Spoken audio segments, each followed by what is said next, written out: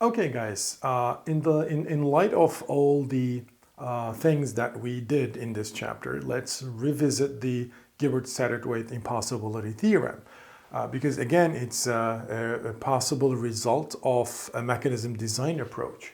So this is how we can transform our general setting into Gibbard-Satterthwaite environment. Remember, in the Gibbard-Satterthwaite environment, we talked about it in the voting environment, where we had the voters, and the voters were voting over candidates, and so a finite number of candidates, one of them will be picked, selected, and so the voters declare their preferences over those candidates. And we talked about only ordinal preferences, no cardinal preferences, and there's no transfer, there's no price, there's no transfer between the voters.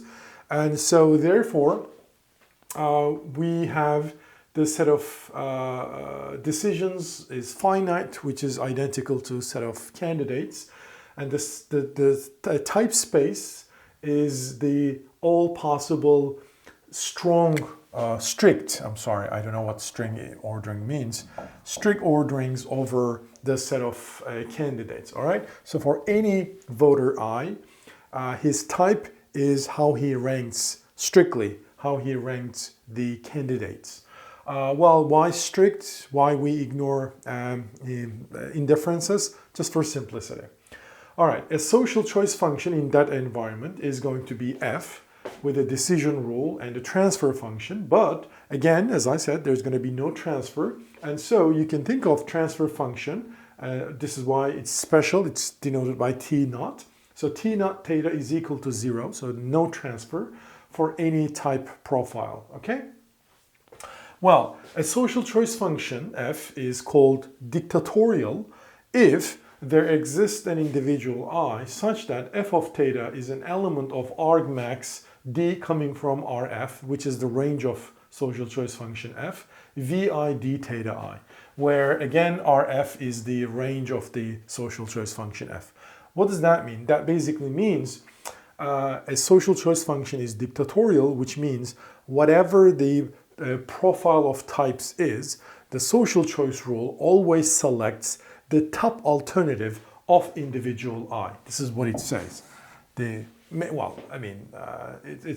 shouldn't be elements because there's going to be a unique, because the preference orderings are strict and vi representing that, there's going to be a unique element here.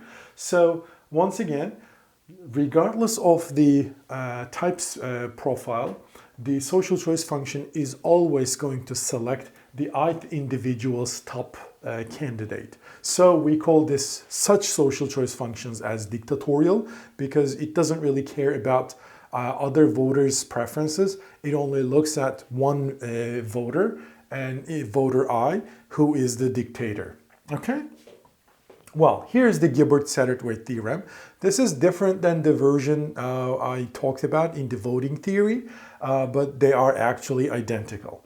So here's how it reads. A social choice function f with at least 3 elements in the range is dominant strategy incentive compatible. I mean, it can be implemented by some mechanism in dominant strategies. And in fact, it can be implemented by f itself, the direct mechanism. And so it is strategy proof if and only if it is dictatorial. So that basically says if you would like to implement a social choice function in dominant strategies with a direct mechanism, well, there's no hope because the only implementable social choice functions are the dictatorial ones, which are not really interesting. Well, here, why we need this at least 3 elements? Well, here is why. Think of a social choice function where regardless of the type profile, it selects the same candidate, all right? Whether voters prefer A to B or B to A. So think of this way. So there are 2 voters. AB is one potential profile, and another potential profile is ABBA, another potential profile is BABA. Let's suppose, okay?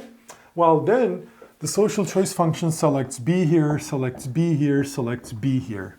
And in fact, it selects B everywhere.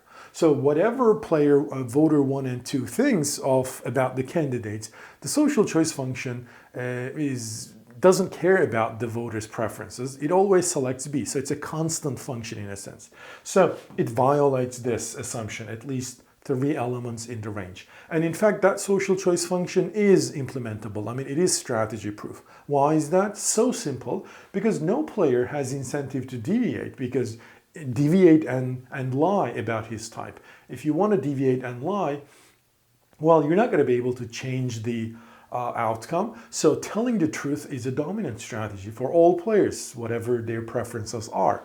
Well, what if it doesn't always say B, but sometimes A, sometimes B? Well, because we have 2 alternatives, this will always be violated. But assuming that we have, for example, 3 alternatives, and if this rule doesn't have, if a social choice function doesn't have at least 2 alternatives in the range, meaning for some profile it should select A, with some profile it should select B, and with some profile it should select C if there's only 3 alternatives. If there are 4 alternatives, A, B, C, D, for some profiles it should select one of 3, either A or B or C or D, I don't know, but at least 3 of them should be selected at some preference profile or theta.